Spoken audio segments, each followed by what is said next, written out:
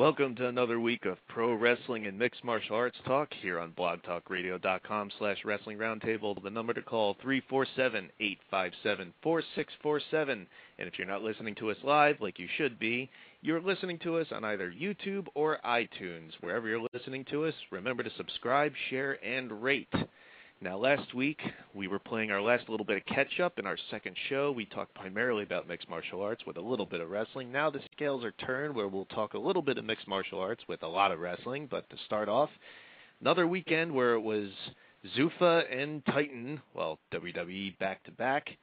Saturday had WEC's first pay-per-view, not so you'd know it because WEC's letters were nowhere to be found, but more on that later. And then, of course, WWE had Extreme Rules. And a very noteworthy and newsworthy past couple days.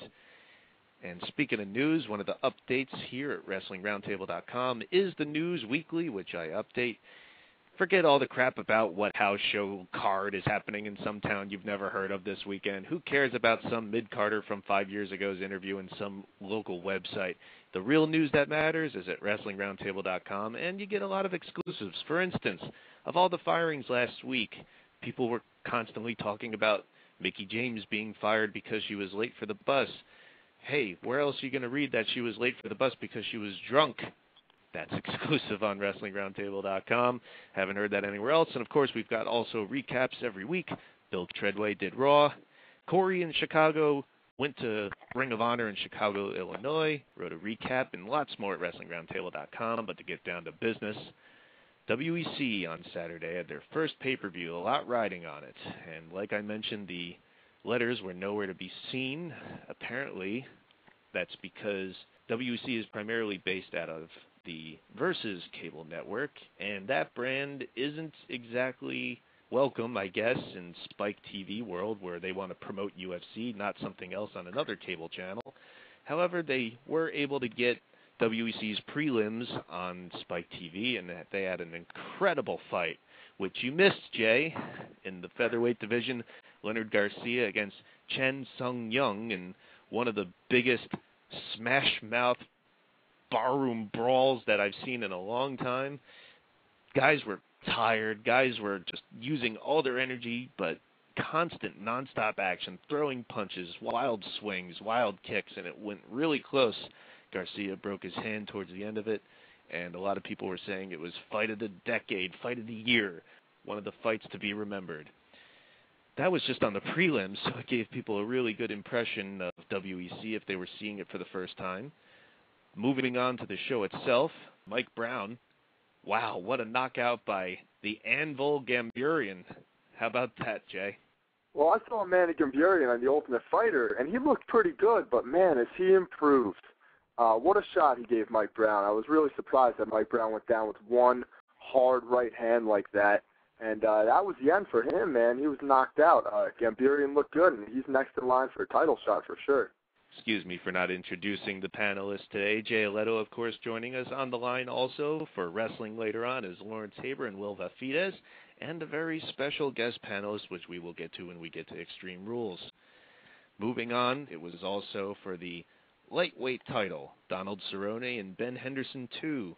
Last time these two fought, Cerrone caught Henderson in a lot of punishing-looking predicaments, a lot of bad submission attempts that looked like they were going to snap his tendons and break his arms. Henderson got out of those attempts, though, and this time it really wasn't even at all. I'm a big fan of Ben Henderson. I like his look, I like his style, and I like the fact that he's 11-1, still winning.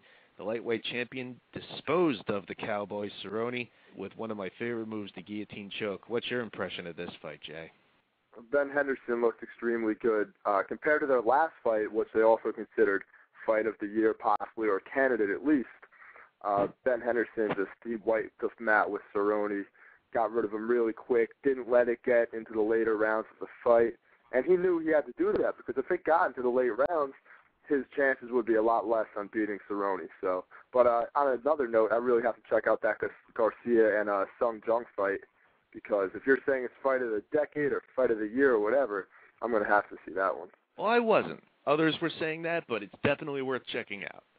I also like that Cerrone came out to Kid Rock. There were 2 Kid Rock entrances, so that was cool by my standards. But shocking event happening in between this. It was the equivalent of Lex Luger jumping ship to Nitro in '95 when they cut to the crowd, and there's Dana White looking like the cat that swallowed the canary, laughing with his arm wrapped around Strikeforce's middleweight champion, Jake Shields. At the bar I was watching it, I stood up. I think I was the only one who understood the implications of this because I'm the only one going, holy shit! I thought it was hilarious, man. What the hell is Strikeforce going to do now that they're going to lose one of their top champions and top ratings getters, I guess, in Jake Shields, man? And, of course, coming off the controversy of what just happened, it could be a big coup for Dana White in the UFC. Well, before we get to the main event, now that we're on the topic, let's bring that up. It really doesn't look good for Strikeforce at all right now. They are down. Even if this Jake Shields with Dana White in the crowd incident hadn't happened, they are still in a really bad spot. Because not only did the last CBS show have a 48% drop in the ratings, not only did it end with that brawl that put a black eye on mixed martial arts and made them look bad, not only did they have no real A-name main eventing that show, now their middleweight champion, who just won against the guy that he was pretty much booked to not win against, is in pretty much the hands of the enemy now, and even though he's got another couple months or so left on his contract, it's pretty much a lock, you would think, that he's going to jump to Zuffa. Do you think Strikeforce has a chance right now? I mean, even looking at those things, on top of that, I go back to their January show in Miami, which I thought was a really good show. None of those fighters were on this one either, I might add. Neither was Faber, who M1 is a real pain in the ass, apparently, as far as negotiations go, so maybe he's an X factor. It's kind of up in the air. But we have also mentioned on the show before that they've also not had Gina Carano as the face of women's MMA, so that's yet another strike against Strikeforce. Do you think they have a chance of making it, at least as far as CBS goes, for the rest of the year? They may have Showtime, but they're not looking too good right now. At this point, I don't. This just proves that Dana White can really get whoever he wants to jump ship to the UFC. If he really wanted M1. If he really wanted Fedor, I'm sure he would get him. If he really, really wanted him, but he's proving that he doesn't need him right now. And CBS and Strikeforce, they really need to work something out with Fedor because they're not going to draw ratings unless they have him on the card. They have to start pushing guys like Bobby Lashley again and Herschel Walker, these guys from other realms of entertainment and sports where they can bring in a different audience. And losing Jake Shields is going to be catastrophic if that's the case. Well, speaking of audience, we mentioned the prelims before. They did about 1 million views, which is about on par with what UFC does with their prelims on Spike, and they're expecting a big buy rate for this too. So even without the WEC letters, the pay-per-view was sold on the fight of Faber versus Aldo alone. And we get to the main event now for the featherweight title. Champion Jose Aldo, one of my favorites, against Uriah Faber, the hometown favorite. And Ed Soares was kind of making excuses about why Jose Aldo didn't finish him off. Aldo said he tried, but it didn't really look like it because, to me, Aldo could have easily finished him off after the second round when he destroyed Faber's legs with those low kicks. And any other fighter in any other town would have had that fight stopped, I believe, in the fourth round with that crucifix. It was about 1.5 minutes where Faber didn't answer. He wasn't unconscious. He wasn't knocked out, but he clearly could not defend himself or get out of it, and I think they let it go a little long. Anybody else, I think they would have ended it. Either way, obvious unanimous decision, Aldo wins. What's your thoughts of the fight, Jay? I absolutely agree with you. Jose Aldo was playing it safe, in my opinion. He didn't want to give Uriah Faber a chance to knock him out with one shot because Faber was, when he did get a chance to throw a punch, he was swinging for the fences. And Jose Aldo, he played it smart. Those leg kicks were absolutely devastating. I found it very, entertaining that Uriah Faber didn't even walk to his corner after, I guess it was round 3 or round 4. His trainer walked out, picked him up, and carried him over. Jose Aldo is a dangerous guy, man. This really shows that he's pound for pound one of the best in the world right now. Well, that was WEC's show on Saturday. I think so far mixed martial arts show of the year, probably along with Strikeforce Miami. Definitely a lot better than anything UFC has produced this year outside of the Versus show. Absolutely. I also really like WEC's production. Like, they made it come off as a UFC show. Joe Rogan and Mike Goldberg, Dana White was there. The production was really good, and I think that'll help. Well, they made sure that, as Dana White has said to the press before, that the pay-per-view team is going to be pretty much UFC's team. It's going to be, that's the Zuffa standard for now on. A lot of people have thought that this means that WEC is going to be phased out down the line. I think this is more along the lines of WEC could be a brand on its own that's strong, and it's been going okay in California for a little while, but maybe it could get a little bigger. But the big story is, in the past 24 hours, as far as MMA goes, Tito Ortiz. The story broke on TMZ, as everything seems to now. And if you haven't heard the story yet, Tito Ortiz was arrested at his home yesterday for domestic violence against girlfriend and mother of their 2 children, former porn star Jenna Jameson. She claims that she suffered torn ligaments in her arm and that Ortiz either threw her to the ground or punched her. She's changed her story many times, and that she's going to file a restraining order. Ortiz was arrested, released from jail, and they've had press conferences where they've said that Ortiz did nothing of the sort, and it's all due to Jenna Jameson's OxyContin addiction. Now, as opposed to last time when a story like this broke, which I guess would be around September or so of last year when Kurt Angle got into some trouble with Raka Khan or Shaka Khan, whatever her name is. Kurt Angle seems to be a little more of, let's say, a loose cannon, so I didn't exactly disbelieve it. But then in this case, I think she sounds like a real crazy bitch. Well, I agree that Jenna Jameson's a crazy bitch. There's no doubting that. She's you can't turn a hoe into a housewife, as my buddy said to me earlier. And I cannot say that Tito Ortiz was right in putting his hands on her. There's probably no doubt. If he put his hands on her. If he did, you're right. If he did, and chances are he probably did. He's got some anger problems. I don't know if you watch The Ultimate Fighter, but he's a little off the chain sometimes. I think he's proven that he can be a loose cannon as well. But I was think about we to just say have to there's wait. a big difference between a woman and a door, but with this one, she might be as smart as one. I don't know. Possibly. I think we have to wait until all the details come out and until we really pass judgment on what happened. Of course. I gotta go with that. I mean, because I read the story. This is Will, by the way. Bottom line is that, again, just like Kurt Angle, a lot of things came out later on that disproved a lot of things. And to me, again, like what Jay said, that we have to wait and see what happens. Because you can't judge anything. And like I said, you're not guilty unless you're proven guilty in the court of law, and that's just how it goes. Listening to Tito Ortiz at the press conference, he sounded pretty sincere, pretty genuine. It sounded to me as if this was a case where he was probably used as a scapegoat for what might be a drug addiction. Again, allegedly, all that other legalese shit. But I get the feeling that Ortiz was telling the truth and is innocent in this case. But moving on from WEC on Saturday to the next day, WWE's Extreme Rules pay-per-view. We want to bring on now a very special guest, our first guest panelist, a fan from our message board. Hello, Jordan.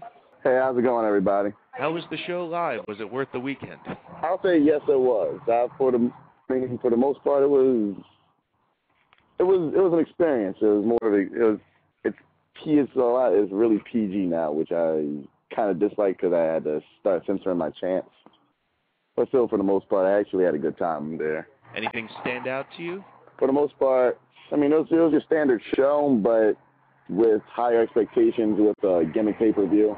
And then the fact that it was a gimmick pay-per-view, it had higher expectations on the matches that they actually had set. And for that, it really was more disappointing than anything. Minus the Cena Batista match and Mysterio and Punk, which I personally enjoyed. Would you agree, Will? Actually, I thought the show was actually really good. Normally compared to, if you go back to previous years, Backlash, it was always like the rematch at WrestleMania. This year actually was different because of the Extreme Rules. I think all the matches were pretty good, actually. Even the finish to the match with John Cena and Batista was actually something I didn't see coming from that. I thought that was a great finish to a match. And so it was good to see new kinds of finishes. I think it was overall a good show, I have to say. I liked the show. I was intrigued the whole time. I have to disagree with Will in the fact that this was Backlash with a bunch of gimmick matches. That's really all it was. You had Miz and Big Show against R-Truth and Morrison again. CM Punk versus Mysterio again. Edge and Jericho again. And so on. John Cena, Batista again. The one thing I really did like was Jack Swagger finally going over Randy Orton. That was a really good match. I was really surprised he won cleanly. The Triple H and Sheamus stuff was really corny in my opinion. I didn't really enjoy the show as much as I thought that I would. Edge and Jericho wasn't bad, but it could have been better. I remember they had a better cage match, and I think it was 2002 at some point, or 2003. And John Cena Batista, I thought the finish was just embarrassing and humiliating for Batista, especially when his heel character, is so good right now. I don't know if that has anything to do with his problems with WWE at this point or not, but they could have gone about it in a much better way to put John Cena over Batista. It probably had more to do with them wanting to extend this a little longer, but Will and Jordan, would you agree with Jay's assessment? I mean, how did the matches match up?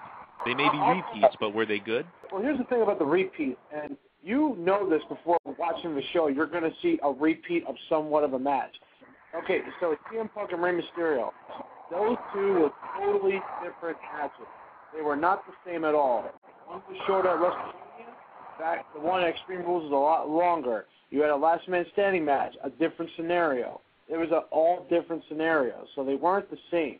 So if you expect to go, you're going to see the same two guys, but they told a different story.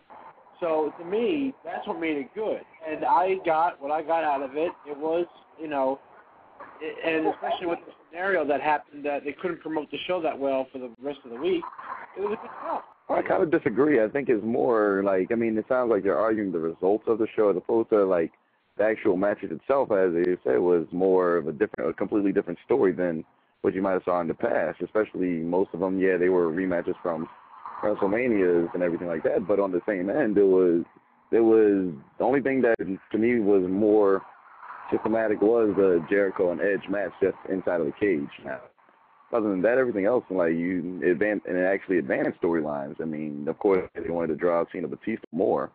But on the same hand, you see, you had a new person to the Straight Edge Society with Punk and Mysterio, a mystery guy, quote unquote. But other than that, you really didn't see a lot of the things were more different than they were the same with the characters they have.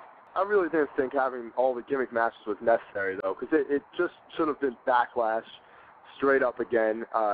What Extreme Rules has turned into since it started out as one night stand has just become a farce. Plus, especially with no chair shots to the head, no blood, Extreme Rules just seems completely watered down to me. It's a watered down concept. All these gimmick pay-per-views are stupid. I really don't like them. Remember, it's PG. It's not for R8. So I know, but it was PG. It was PG in the 90s and in the late 80s when Hulk Hogan was bleeding against Sergeant Slaughter or Bret Hart was bleeding against Piper. It was all PG back then. I know Linda McMahon. Yeah, but nobody was running for office back then either. Yeah, exactly. Running for Senate. There you go. Lawrence, any thoughts on this? We've talked on the show often about them doing these gimmick pay-per-views, and as you can hear, people of our generation seem to be opposed to it, but when the pay-per-view buy rate results come out, it seems that they sell. What do you think it should have just been Backlash, or would that not have sold on its own? Oh, it was Backlash. Honestly, but to answer your question, I think that every show has been a gimmick pay-per-view except for WrestleMania, and I guess Survivor Series in the last couple of years, and now they're changing that to a gimmick show too, and they're trying something new now by trying to give people incentive to watch these B shows. This show in particular falls right in between WrestleMania and the Draft. And everybody knows that it's infamous for being the rehash show to drag stuff out. Throw a cage match, a last man standing match into it, a street fight. I can live with that. I don't buy into the fact that it's, a gimmick show, and I should be offended by that because it's all a gimmick show. Everything's a gimmick show. WrestleMania is a gimmick show. The gimmick is it's WrestleMania. 281 area code. You're on with Wrestling Roundtable. Your name and location. What's happening, God? This is Ryan from Facebook. Hey, Aldo, what's going on, bro? Hey, what's up, brother? How's it going, man? Everything's good, man. Had to try to put my little 2 cents in about this pay-per-view. I fell asleep during the main event, because it got kind of boring, but I'm mad I missed it because I get kind of marked out on John Cena. I'm sorry, I do. Please forgive me, but I don't got a problem. I don't got a problem with it. You know, the whole PG thing. I mean, I get it. You know, if your wallet's getting fat, why stop it? You know, so I'm out. So I'm like, it is what it is. But if you're going to have a show called Extreme Rules, you know, at least have something, a burning table, some blood, anything, man. But you know, it is what it is, man. Guys like us, man, we getting tired of this type of BS they're putting out there. But you know, Vince doesn't give a shit. They always say you can solve any problem with duct tape, and that was a really clever use of that for the first time I've seen that in wrestling. So. Yeah, it was pretty funny. So I got a question. I mean, I think, Go ahead. I'm sorry. I think, like, my question is more so, do you, like, with the gimmick that was going on with the pay-per-view, do you not think it enhanced these matches? You could say it was backlash, but do you think, like, if it had been backlash without the gimmicks, do you think the pay-per-view would have fallen flat? Well, Backlash always has gimmick pay-per-views anyway. For last year, there was the last man standing match of Backlash with John Cena and Edge, I believe. They always do the gimmick matches no matter what to enhance the feud. And I don't know. I just feel like pushing Extreme Rules up from its old slot is kind of just a waste of space. You know, Backlash was a pretty cool concept. It made sense. And I just think they kind of just got away from what they do, and it wasn't necessarily a necessary thing to do. We'll look at it this way. We've mentioned Linda having to get elected to Senate and how that ties into PG. And we've also mentioned how they are focused on gimmicks because they sell.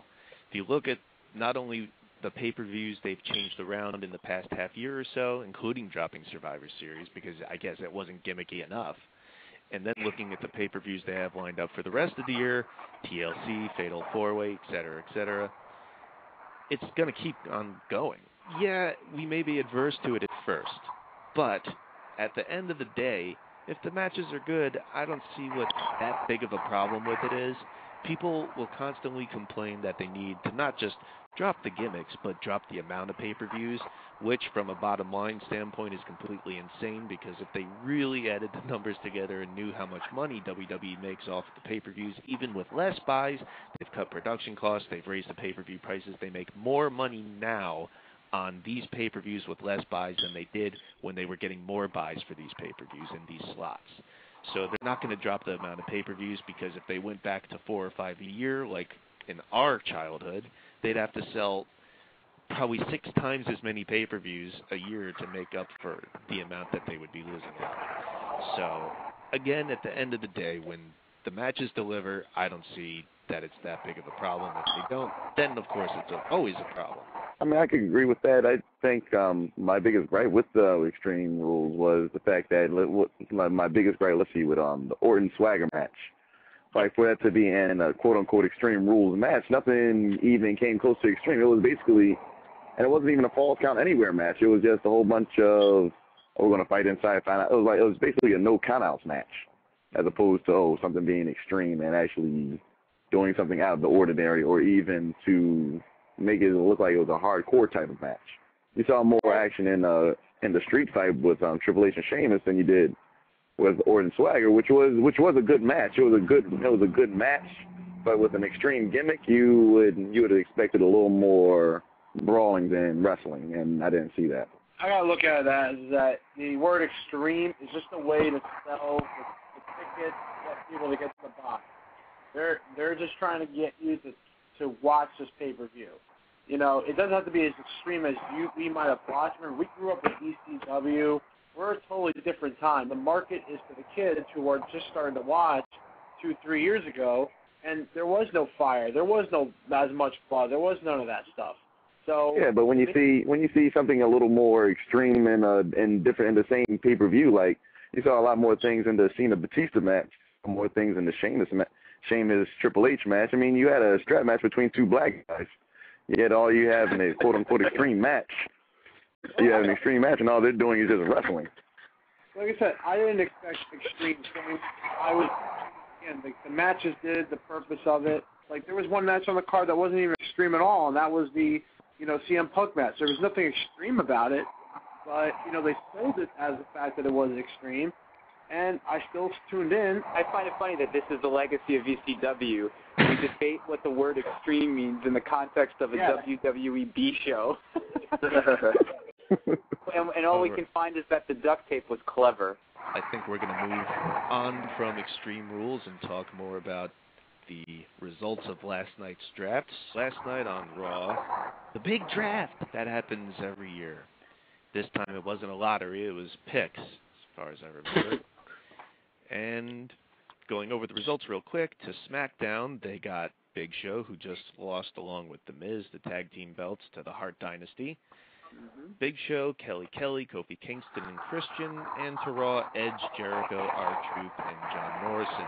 In the supplemental draft that happened today, also to SmackDown was Cody Rhodes, Chavo Guerrero, Chris Masters, Hornswoggle, Rosa Mendez, and MVP. And to Raw was Great Khali, along with Ranjin Singh, or Arab Bischoff, Natalia, Ezekiel Jackson, Goldust, D.H. Smith, and Tyson Kidd. Every single year they have this draft, they can't possibly make SmackDown look like a bigger joke, and they manage every single year to find a way to do it. It's really bad. I don't predict that show is going to be around much longer after the Sci-Fi deal is over. When you say that, I assume you mean the amount of perennial mid-carders that go there, but on the other hand, there are a lot of guys that are younger and not as established, if that's the right word, like Chavo or Christian or whoever. But that seems to be the show where they cultivate guys, where they let Michael Hayes' team kind of go unattended to their B show and kind of do their own thing, and then they bring them over to Raw. See Morrison and R-Truth. It's like seen in 05.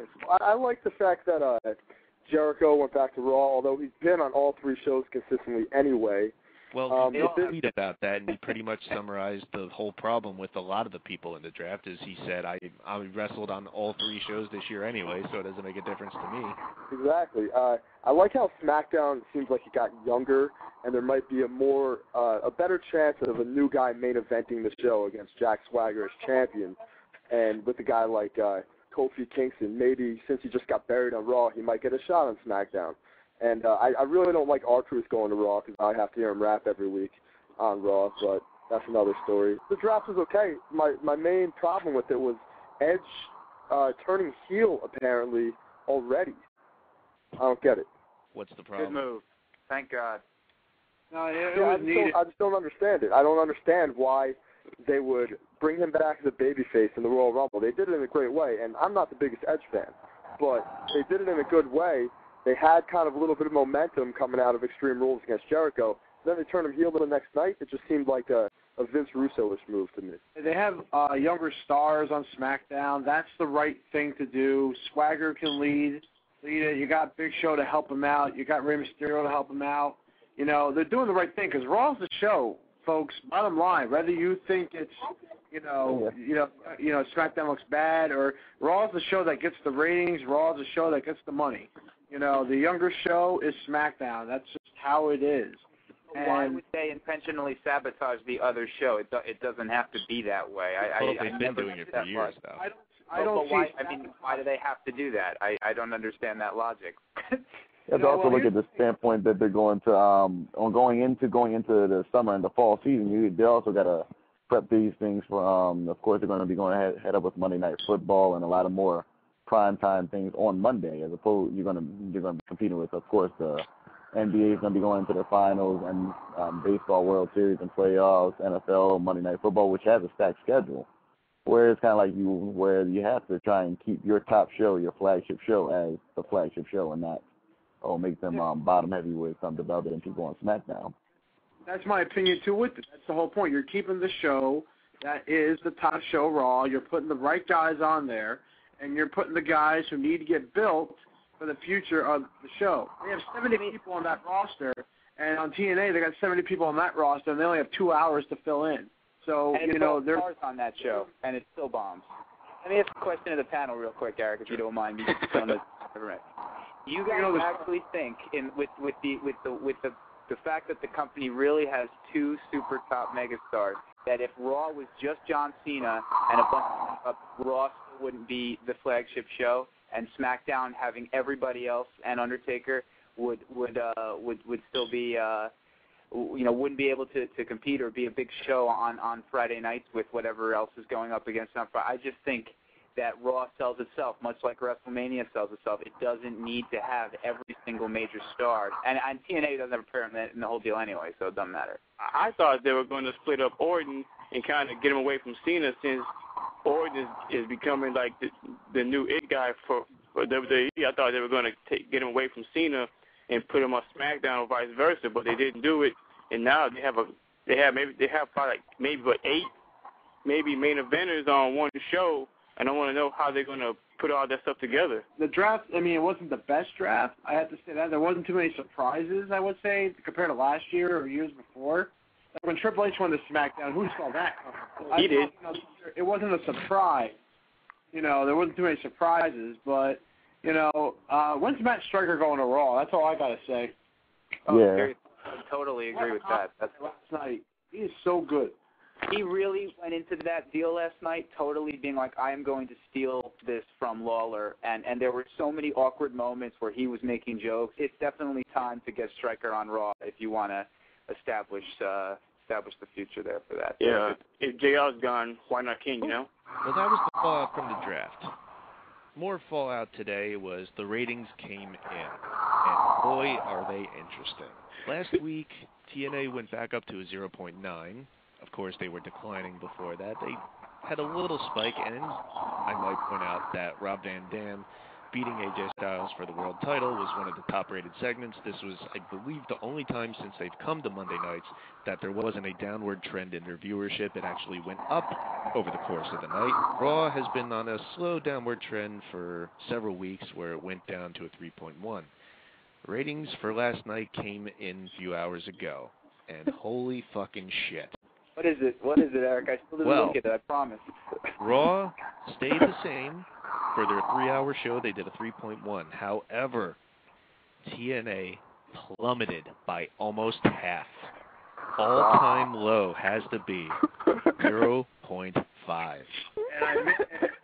So that means the Randy Couture gym infomercial beat TNA last night. This happened a week after Rob Van Dam won the world title.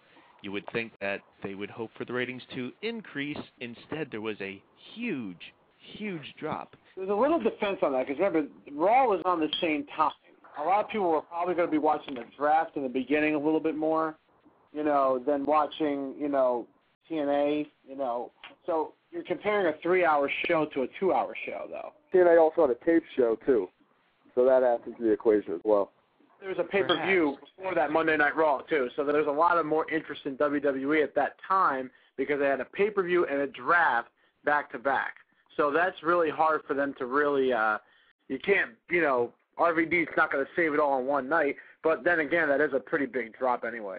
Millions of people wait on that Abyss Flair match, though. So you're right. Maybe next week they'll have another shot. Maybe a month from now. Maybe 3 years from now. We'll see. 978 area code. You're on with Wrestling Roundtable. Your name and location. Hey guys, this is Ryan from Massachusetts. Ryan from Massachusetts, the first person to ever get an answer on the submission round on Wrestling Roundtable. Welcome. And also our KO Cutter on the forum. All the guys yelling at me on there. I always enjoy your input, Ryan. And I'd like to have it now because even though there certainly are those factors that Will mentioned about why that rating might have gone down, it was the day after a pay-per-view. It was a live show, 3-hour show no less versus tape show. I still don't think that quite excuses the fact that it dropped by such a huge amount, especially the week after putting the belt on such a big star. What do you think? The people who are still watching TNA are the loyal fans. And you take it off of AJ Styles, and people are like, what the hell are you doing? This is the guy who's the reason we're still watching. And you take the belt off him? So in other words, it's the same scenario, just multiplied, as when Sean Morley came in to Genesis and beat Christopher Daniels. Like, pretty much a mirror image of what happened. I mean, this is the same as like when Christian came in and won the belt. This is the same as when Kurt Angle came in and won the belt. This is RVD coming in and winning the belt. What the hell? So no matter how good or bad that person might be, they want the TNA original guys to be in that spot. The other thing is just that it's too soon. This is just pretty much confirming that TNA is WWE's garbage bin. I mean, like, at least give Rob Van Dam, like, more than a month in TNA. I'd really like to hear Lawrence and Rodney's takes on this, because when we started doing the Roundtable a few seasons ago, one of the first topics we talked about in the second show, which is available on iTunes to listen back to and on YouTube, one of the things we talked about is this: if there will be a future Monday Night Wars, and of course the leading candidate would be TNA. And a lot of people poo-pooed the idea at the time and thought that TNA could not do it at all. And even though they started off this year on January 4th doing the biggest rating they ever did, gave everyone hope, once they started on Monday night, it seems to me that this rating, because obviously they didn't all jump to WWE because they did the same number as they did last week, Raw did. Seems TNA fans that usually tuned in, even through holidays on Thursday nights, are being turned off in large part by the shit that TNA's been giving them. Lawrence and Rodney, what do you think of this? Rod, you go. All right, I'll say. He's not even waiting. He's already on it. What's up, Rod? How you doing? So, Lawrence, how's everything? Ladies first. Go right ahead. Awesome. Thank you, sir. Well, Alex, just like you said, we've been talking about this for a long time, and we've always been waiting for TNA to do that next step. They went to Thursday nights, they got to Thursday nights. They wanted 2 hours, all right. Now, finally, they made the move that everyone really questioned if they're really going to pull the trigger on. And they did, and with this past rating, I think not only was the WWE show up their pay-per-view, but, I mean, to me, it wasn't a pay-per-view where, me personally, I would be looking for, what happened on Raw, but then again, they had the draft. But also keep in mind that TNA advertised Flair wrestling. Like Ric Flair, I'm sure, they thought that this guy was going to draw away WWE fans, and for him to wrestle as a main event and then freaking, like, the number goes down like that is not good for them. I think that at this point, it's just proof positive that we are in a very, very, very different era. I think now, saying that there could be a new Monday Night Wars, and I don't even know what the hell I said 3 years ago about it, but my opinion now is it's almost like saying that we could get back to an era of territories, because it's such a different age with how unbelievably huge the WWE has become, and how good they are putting out a product on television that's so colorful and so diverse and rich for such different audiences and has such a history. And TNA's going out there, and as the other caller called it, it looks like the garbage bin, and it just says, we will take whoever you fire or release, and they'll show up. And in some cases, 3 or 4 years after their prime, we'll put our title on them, and we'll trash our own storylines, and all in the name of change. And it's definitely not working out, and it's not going to be TNA anytime soon. It's not going to be a war anytime soon, and like I said, I'm with Eric finally. The only thing that's going to beat the WWE directly, and Eric's going to love hearing this from me because I bite my tongue, is UFC. this ain't cutting it, and it's not going to come close. It's nothing but a way for WWE to release talent, have them go somewhere safe, and if they find that they're working out there, they'll bring them right back a few years later, and that's what you'll see. A la Christian. Will and Jay, do you think that it's time for TNA to throw in the towel? This is obviously not working. Go back to Thursdays, perhaps? I've been a huge fan for wrestling for so long, and, WWE is always going to be my thing. It's always there. I gave TNA a chance, every wrestling fan everyone deserves to find to find out, what's the best wrestling out there. I mean, we try TNA, we give it a shot. I just don't believe in TNA's product.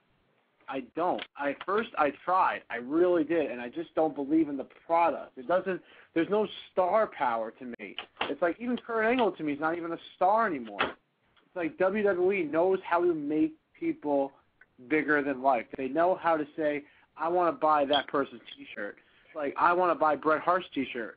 I mean, they make me want to buy things. They make me want to say, hey, I want to be a part of this brand. I want to be, when they call it a universe, they're acting really, that's what it really is. Don't encourage that, Will. I'm not encouraging it. I'm just saying that they're making a point with it.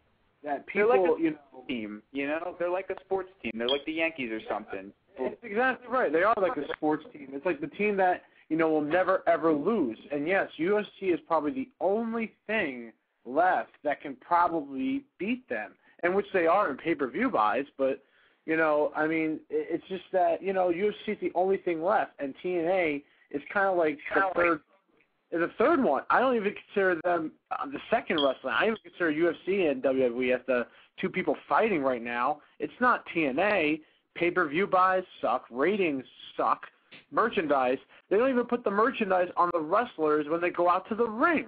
And WWE does that every single week. They know how to merchandise their wrestlers, and TNA just doesn't have it. And Hulk Hogan and Eric Bischoff are not going to be the solution to the problem. I think we all saw this coming. We all knew that Hulk Hogan and Eric Bischoff would not be the saviors to TNA wrestling. I do like that TNA provides a product that's a little bit different than WWE's, but that's not necessarily a good thing. The ratings that WWE draws in the pay-per-view buy rates, I guarantee you that 95% of those people have no idea what the fuck TNA is. They don't know where to find Kurt Angle, or they don't know where to find Ric Flair or Hulk Hogan. They just don't. The marketing has never been there. They have no idea how to get there. Jay. The marketing has been there. They've done a lot of smart things in the past month, specifically in the winter, like introducing Hogan on UFC's live Spike show to say we're going on Monday nights, buying the ad time on January 4th. What are you doing watching this channel? Change to the other channel. I think it's more like people just don't like what they've seen. I agree with you in that aspect, but I'm talking about not just Hulk Hogan doing it, but in the past. When Samoa Joe was on fire, when Kurt Angle first jumped over. Nobody knew that Kurt Angle went to TNA. None of the PG kids, the little kids that were rooting for John Cena knew Kurt Angle went to TNA wrestling. When Samoa Joe won the belt finally, he wasn't on Jay Leno or Conan O'Brien or any shows like that promoting the product. They had no idea how to get him out there and how to show the world and the sports and the wrestling world who TNA is and who Samoa Joe is. And that's my main problem with TNA. Let me make another point with that. What show, NBC, Fox, or anything, is going to put Rob Van Dam on the TV when he's admitted that he smokes 420? I've seen Rob Van Dam on Fox News and on MSNBC. I debating that. WrestleMania week, you saw wrestlers all over the place. John Cena, you saw Jericho. They know how to put people on all different types of channels. You can't just keep putting people on Spike TV. You gotta get people. You gotta get their name, their brand out there to other channels. WWE has a lot of connections to do that. WCW even had a lot of connections to do that. They had a whole network behind them. TNA needs guest hosts. That's what we should do. We need. Let's bring some other callers into this. 501 area code. You're on with Wrestling Roundtable. Name and location, please. Okay, yeah, this is Zach in Sherwood, Arkansas. Welcome to the show, Zach. Hey, how you doing, Jason? What's happening, man? What do you think about what we've been talking about the past few minutes? Do you think it's time for TNA to give it up? Well, honestly, I don't think so. They're just, right now, it seems like they're a big organization, but to a lot of people, they're just, like another organization, running in a gymnasium. I just think that. Have you been reading what the numbers they've been joined to house shows are? Oh yeah. And that's an accurate description. Yeah, it's sad. It's just you just need the. I don't even think you need to start bringing in more, superstars. It's just, the fans really need to get it going, and that's what wrestling's all about, is the fans. And when I say get it going, I just think that you need to have. You have to have the fan support, and stop, talking trash about the fans that are watching it, that's talking about it, and you have to start thinking about, the true fans that are, have been there throughout the entire time. One of my friends is a big TNA fan, and that rooted from WCW, and I think that the more fans that you can get that are more loyal, the better off it's going to be. If you want to get ratings, you're going to have to put out a good product, and I don't think, to me personally, I don't think that they're putting out a bad product. I just think that they're not putting it out there. You know, just like you guys have been talking about. You know, there's nothing. You don't hear about it. You know, there's no identity. They're not rooted. There's no foundation. I mean, they took away the six-sided ring. They took away the cross the line. They took away the stars that were most associated with it. Everything that was built was completely decimated in the course of 2 or 3 months, and you can't do that, even though in some cases it's appropriate, you know, like if you're going to end the draft or when they purchase WCW, there are cases where you do blow everything up because you really don't have a choice. But this is not one of those instances. They have they had some fan base, something to build on, more than almost. TNA had more of a following when it went head-to-head to WWE as a promotion that's only been in business a few years than almost any promotion had ever had in that first 5 years. With national TV exposure, you know, advertising, a lot of bankroll, and a venue where people would come to see their product, so to speak, every single week. You know, that, and they just completely have kicked that in the balls. Yeah, man. For me, I've been a TNA fan since Fox Sports Net, and I liked it because you felt it was different with the ring and the smaller guys. A lot of stuff that you missed from WCW back in '97, and now in the past 3 months, it doesn't feel like an alternative anymore from watching Raw. It just feels like a wasteland for future Endeavor guys. So I'm afraid to go to the TNA house show on the 22nd because I might be the only motherfucker in the building. All right, then. I guess we'll move on to the firings, as I mentioned, just as they got back from Europe. Stuck in Europe for about a week and a half or a week. You guys are gone. Shelton Benjamin, Mickey James, Kung Funaki, Jimmy Wang Yang, Slam Master Jay, Mike Knox, and Katie Lee Burchill, all future Endeavored and all future TNA superstars. Obviously, the big name that everyone is talking about is Shelton Benjamin. As someone we've brought up on the show numerous times, why is he still there? He's never going to get used, and obviously the answer is a paycheck. Because if he's getting $50,000 payoff for 8 minutes work on WrestleMania, that seems a lot more than he's going to make on any 5 shows for TNA. So that's a big reason why people stick around. But someone who had all the potential in the world years ago. Obviously, there's a ready-made angle there with Team Angle, because Kurt Angle wanted Charlie Haas to come in about last year or so, and now that seems a lot more likely. And one thing that TNA may still have left, even if by a little bit, over WWE, is a better tag team division, in my opinion. And the world's greatest tag team, reformed as Team Angle or whatever, under a different name perhaps, could be a great asset to that.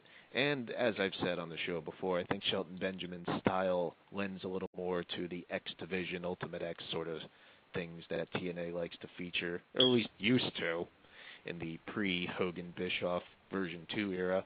I think... you go first, Lawrence. You know what? I'm going to Rod. I'm supposed to be the one interrupting on the show. It wouldn't be the roundtable without Rod interrupting, or me for that matter. But anyway, as far as Shelton, I have 2 thoughts. The first is that it's kind of like having a relative on life support, in that you wait all this time and then they finally pull the damn plug, knowing that at least the worst is over. He is now gone and can be free to flounder wherever.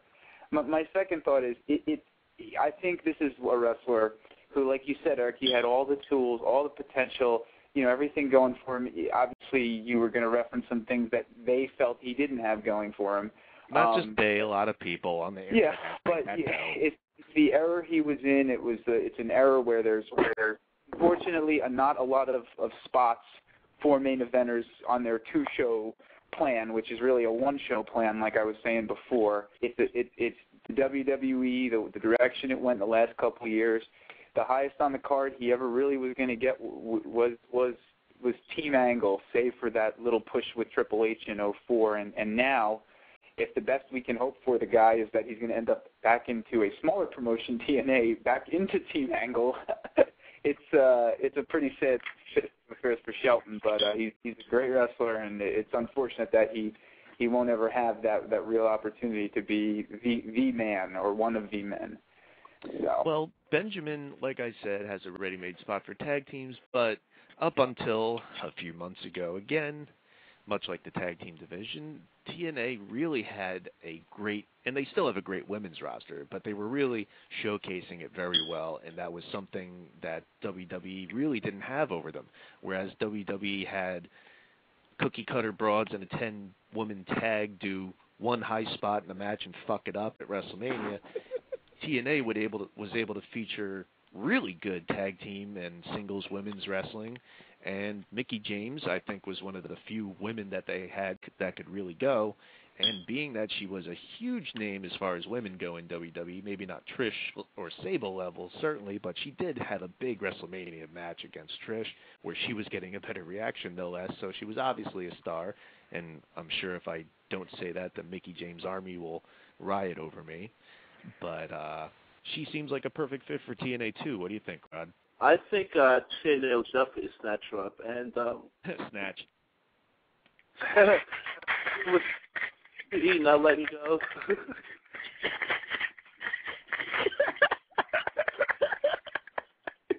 Oh, boy. Oh, man. All right, so with WWE letting go Mickie and Victoria, they now prove that they have no good female wrestlers. Like, they have Beth Phoenix. Come on. All right, well, Beth Phoenix, I'll give it. But I think, they're not doing anything with her now. So really, it's like they have no women's division. I think the women's division there's two belts. There's what? But there's two belts. Yeah, belts don't mean anything. Like, we've seen that proven time and time again. Belts. Continue. But as far as the Shelton Benjamin situation, I think this is really a blessing for him because I was sick of just watching him. Eric, every time we watch the Rumble, it's a countdown as to how long Shelton Benjamin will last in there. I don't think it's gone beyond a minute. No, it hasn't. And it's almost as if they're fucking laughing in our faces saying, ha, this is the guy we want to push, right? We're going to embarrass him. And he gets eliminated by Shawn Michaels every year. Every year with a super kick comes in and he's up before the next jack comes in. Unbelievable, considering this is one of those guys in an era where stars aren't really made as often as they were back in, or even in the same way as back when we were really into it and we were watching. But Sheldon is a guy that everyone wanted to see go far, not a guy who was like shoved down our throats and they force people to like. And it's just been really disappointing watching him. I almost question if his heart is even into it anymore because you have to think in the back of his mind he knows he's a great wrestler, but he just keeps getting the Buddhas. One thing I have heard is that Shelton Benjamin may not even want to continue wrestling. Obviously, TNA would want him and should take him, but I heard that he might even want to start doing voices for Disney. Good luck with that one, Shelton. What do you think, Jay? I think that would be a very interesting revelation if that ended up happening. That would be fucking hilarious. But I think Shelton Benjamin will be back. I think TNA is going to throw him a pretty big paycheck or per appearance deal to wrestle for them. As far as getting released from WWE, it's a situation where they've tried to push him a lot of times, and he's had some victories over some top guys. And I don't know if they feel like they can get that big money push out of him anymore. So it was just time for him to move on. I'm glad that he's gone, though, as a fan of his, because now we get to see him work in other promotions. I think he'll stay wrestling, and I think he'll put on some great matches with some great wrestlers on the independent scene or in TNA. There's a chance that he could do one or two shots in Ring of Honor or other indies, but what do you make of this, Will? They fired Jimmy Wang Yang and Kung Funaki. Do they hate Asians or what? Man, those are my two favorite guys, too. I have autographs in my room of them. I'm joking. They got Yoshitatsu. Continue. A couple guys that Kung Funaki's been there for a long time. He's been there a long time. Well, supposedly he asked for his release because of a nagging neck injury, which kind of goes against what I've also heard, is that he's going to be starting with 0-1 in Japan soon, but maybe that's just less of a schedule and he needed some change. He's been in there for a long time. I think it was his time to go. He's done, what he needed to do. He was a great worker of the company, I'm sure. I'm sure it was a mutual thing with that. Jimmy Wang Yang, that gimmick's just like old. Mickie James, very shocked by that. But, there's been a lot of things going on, obviously, between her and the company lately. Of course, those are rumors or whatever they are. I'm sure there's more to it than what we know about. And as far as Shelton Benjamin goes, yeah, TNA definitely needs him. You know, they better fire like 5 wrestlers to get him, though, because there's 5 wrestlers not even being used every week. So, I mean, that's the problem. If they hire at least 3 or 2 of these people, they better fire like 5 or 6 just to pay them. You know, that's a brand split, though. They'll have a brand split, and they'll be TNA on Friday. It'll do Explosion Epics. You know, I mean, the right people. I mean, honestly, they fired the right people. Personally, I'm sorry. I just think Shelton Benjamin, he did what he could do. You know, I mean, again, he was given shots. It just didn't work out. People just didn't believe in it, I guess. You know, his character. Mickey James is probably the worst out of all of them. Mike Knox even, you know, who cares? Mike Knox is done. He'll do independence for a while. With Mickey James also, God forbid a kid goes onto Google and searches Mickey James' images with the safe search off. That's not too good for why PG. She should be in TNA. Exactly. Ronnie and Ryan, let's hear some of your thoughts on the bloodletting. Ronnie? Oh, man. For me, I'm a big Shelton Benjamin fan, but I felt like his run was done once Angle left Raw because credibility with those guys, an amateur background doesn't mean shit in the WWE. They don't give a care. And so I don't know about that. They actually have had Gerald Briscoe scouting at NCAA tournaments. When it comes to sell T-shirt, because I can't remember Jeff Hardy in some NCAA matches, and I hate that guy. But I just felt like Shelton Ben. I think his time was in the locker room. Yeah, his time was just up, man. It was just time for him to go. I saw it at WrestleMania. He didn't do no spots, and I told Lil that shit like right after that shit, man. He's gonna get endeavored in the next couple of weeks, man. And you know he got $50,000, man. Shoot, I'm down with that. That is exactly what I was gonna say, word for word. I was watching WrestleMania. I was watching the Money in the Bank. Word for word, you sure? Okay. No, word for word. I watched Money in the Bank, and I saw no Shelton Benjamin spot. I'm like, well, he's all out of tricks. They're going to get rid of him. And that this is legit what happened. I was reading online and I saw Shelton Benjamin was released. And my roommate walks in. He's like, "What's going on?" I said, "Oh, Shelton Benjamin was released from WWE." And this is what he says. And he has not watched wrestling in like a decade. He looks at me and goes, "So that means he's going to TNA, right?" Mike Knox, I'm going to miss the epic beard. I'm just going to say it. CM Punk is catching up, but nah. How Funaki lasted this long is a mystery to me. 12 years, huh? I would have thought that Sky Johati was going to outlast him. Zach, thoughts? Yeah, well, Shelton Benjamin, you know, I haven't paid much attention to him since he became the gold standard. You know, I think when he was, when he first came out, I believe you guys would probably know better than me, 2000, 2001, maybe something around there. You know, yeah, I mean, he was absolutely amazing. You know, he was doing a lot of moves that no one's ever seen before. You know, then he changed to the gold standard. I just sort of lost interest. And, you know, to me, honestly, you know, I just haven't paid much attention to him. I just haven't really noticed him since, you know, around that time, since about, 05, 06. He's just sort of been floundering and haven't paid much attention to him. You know, with Mickey James, with that whole ordeal, you know, I always thought it was bound to happen. You know, obviously it was surprising, but it was, you know, to me it was bound to happen with, you know, what happened with Gail Kim and, you know, that finish and what happened, and you know, also with, you know, the Piggy James and you know, the reports about her, you know, being late at, you know, every flight and all this, you know, when they were in Europe.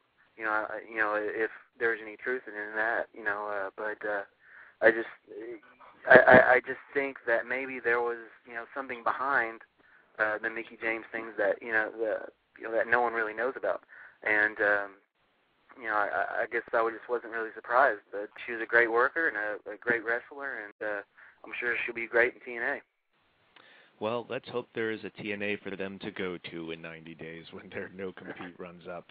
At this rate, who knows? But I think that's going to wrap it up for this week on Wrestling Roundtable Radio.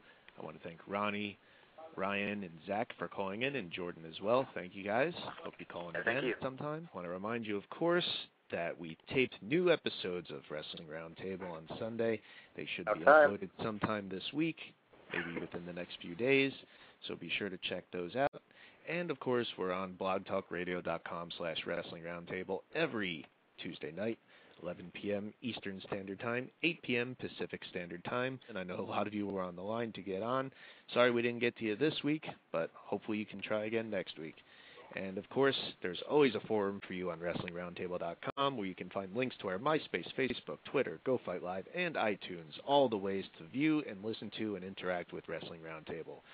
So for all the rest of the panelists, Rodney, Lawrence, Will, Jay, I'm the host, Eric Santamaria.